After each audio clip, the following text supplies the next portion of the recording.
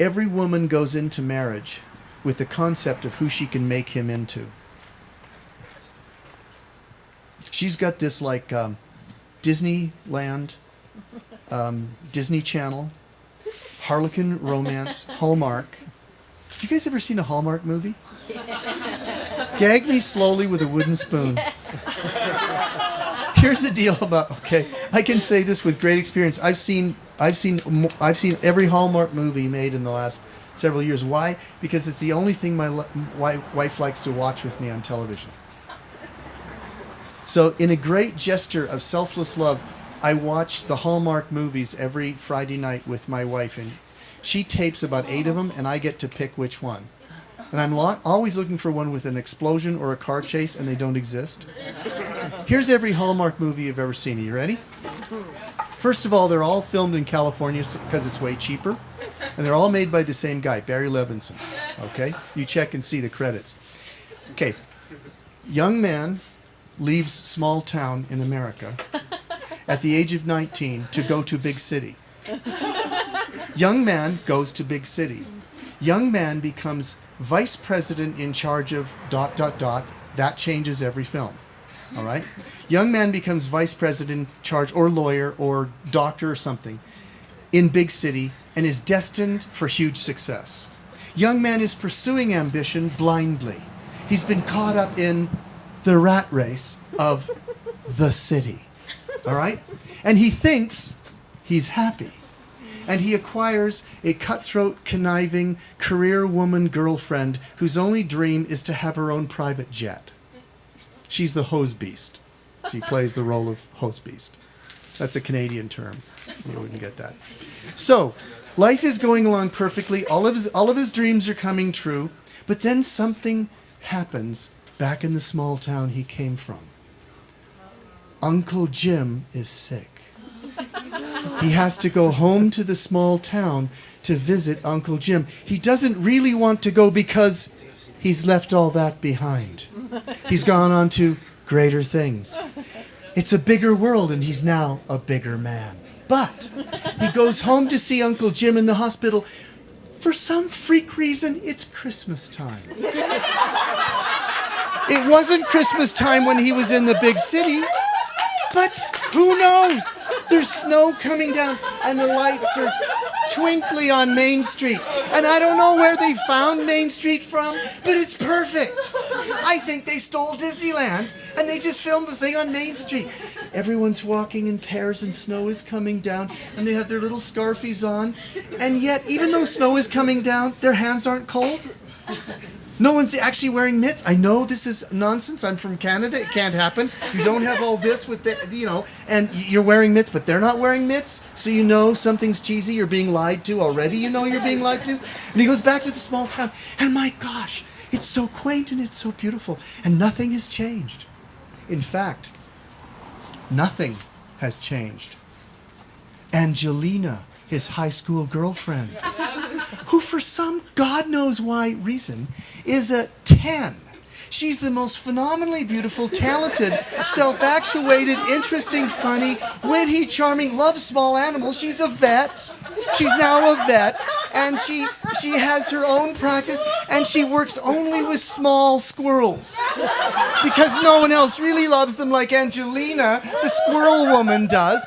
But how has this incredible catch remained single? God only knows. Women like that in small towns don't remain single. They're married at 13 years old. But somehow, Angelina's heart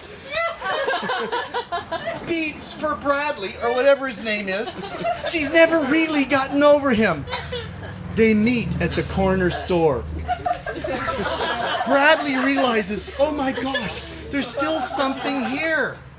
But I've got the hose beast back in New York City who has a loan on my soul. And she's actually a witch, and she's controlling me. But Angelina's so beautiful and so pure as the driven snow. What am I going to do? Torment, self-doubt, confusion. Deep emotion. Dismay.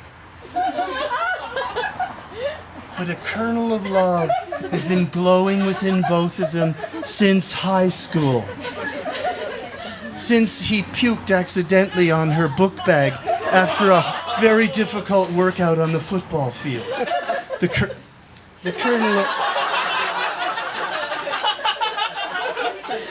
kernel of love is reignited at Christmas time. Both of their families know it's the right thing. The town has been waiting with bated breath.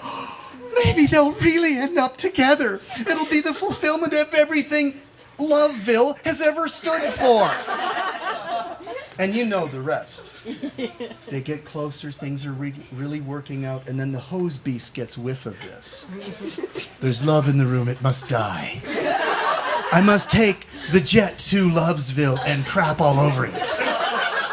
Cruella de Vil descends and goes after Angelina. But Angelina's heart is so pure, and Cruella is so evil, and Bradley is so stupid, he can't tell the difference. And they at New Year's Eve, Bradley gets a call from his boss. I have to leave. Angelina's heart is torn. I'll never see you again. The hose beast has already gone back because she's got $1 billion deal, and soon we'll have 2 jets, if it all goes well. Bradley is torn, doesn't know what to do. He's conflicted. It's the moment of conflict. Everything is elevated. Does he really love her? Yes, he does, but his career, his job, the hose beast, the billions of dollars he's going to make, his picture on the front of Forbes magazine. Oh my God, what am I going to do? He heads to the airport. He's driving to the airport. He's still conflicted. He gets to the airport. Oh, thank God, the plane is delayed. She decides I can't let him go. He's too important to me. He's more important than the small mice and the rodents I work on back at the office. So she gets in the Jeep, hair raising. The snow is coming down. It's now coming horizontally. There's a 4,000-mile-an-hour wind sideways. The car's going like this. People are dying right and left. Oh my God.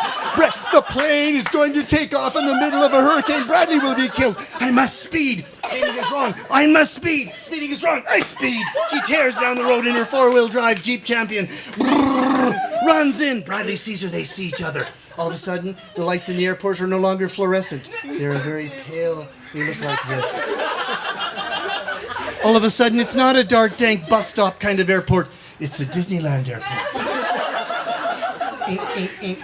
They run to each other, full of self-doubt. I love you, I love you. Let's open a practice where we do work on not only small rodents, but we also do fish. Fish I love, I've always loved fish. And they end up happily living ever after. This is every Hallmark movie. This is every Hallmark movie you have ever seen. It is every Hallmark movie I have ever seen. She loves them. I watch them as an act of love, and I throw up afterwards. Every single one. They're all the same. They change the guy's name, they change the girl's name, they change the physical location, but the plot is identical throughout. Scene 1, you've seen them all. Why did I bring this up? I think processing your pain over it. I've been processing my pain. Disillusionment. We love. Yeah, because when we were dating, I watched action movies and I thought I liked them. She actually told me. Okay. She actually told me when we were dating, I like football. I thought I had married Dream Woman. And she likes football. We have watched together in the year of dating or 2 and the 15 years of marriage, we have watched NFL game together. It was on, I repent, our honeymoon. It was on TV. We had nothing else to do. I watched it. She watched it with me. Okay, the die is cast. The marriage isn't going to work. He's put sports ahead of his wife, but what? Disillusionment, darling. We're the poster children of a disillusioned marriage. Every woman has these Hallmark idiot fantasies in her head, which have been force-fed and rammed into her through the media and sick, sappy, manipulative writers who do these romance things. And she has this perfect idea of the perfect husband, and she gets this guy who appears to have some of the characteristics of a male. Okay, he is a male, so he can procreate, so I can have a family. Good, check. He has learned to use toilet paper, I think. So, okay, he'll probably be okay. I'll change him. We'll start with this mass of whatever it is, maleness, and within 6 months, I'll have him turned into this Hallmark husband. Like that's going to work. Some disillusionment, guys, is good. You can't have a real relationship till you discover the real person. Most marriages, and I'm getting serious here for a moment, we'll get right back to the fun in a minute, but most marriages don't work, especially in California, because people are immature and they have ridiculous illusions of what marriage is supposed to be, and they attempt, both men and women, to cram their spouse into this perfect little illusion that they got somewhere, somehow, and they will violate the person. They will cling to the illusion. They will ignore the real person is there and attempt to maintain that illusion to the point at which, when it doesn't work, they say the marriage isn't working, and they walk away and try to find another person to cram into this little cutout of what this perfect spouse is supposed to be. I'm not kidding. The hardest thing to do is to get people in marriage counseling to give up their expectations which they put on this other person and just see who this other person actually is for long enough to figure out, how shall I relate to this real life person who I can't control and turn into this person that I thought I wanted, this magic, illusory, perfect Hallmark guy or, babe girl that I thought I wanted.